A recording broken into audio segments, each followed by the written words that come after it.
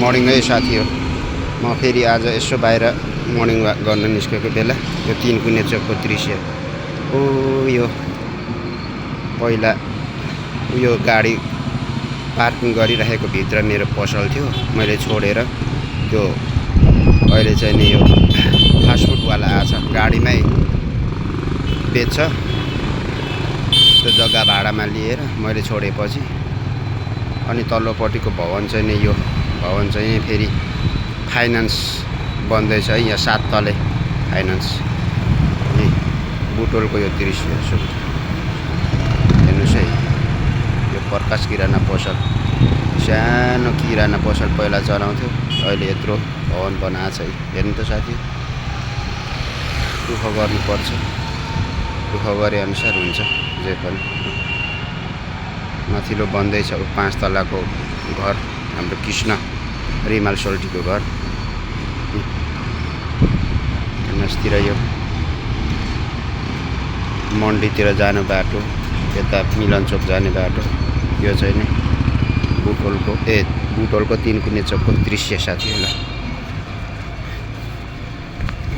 यस्तै छ है यो अलिअलि बाहिर निस्केको बेला यो गोर्खाली फ्रेस हाउस।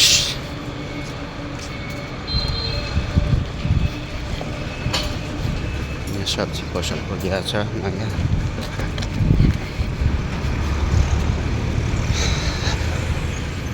यहाँ पनि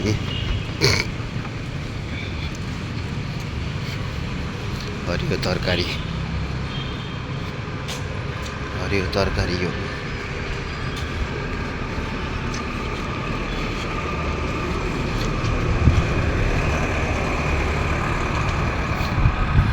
पहिला 61 सालमा म यही घरमा यो भित्र पाइप फ्याक्ट्री थियो, पाइप फ्याक्ट्रीमा म 4 महिना काम गरेको साथी हो। यसको तल्लोपट्टिको अस्ति पनि मैले भिडियो हालेको थिएँ, यही खाने बोरिङको टङ्की ल साथी। छोटो ब्लग पनि राम्रो हुन्छ ल साथी, राखेँ है।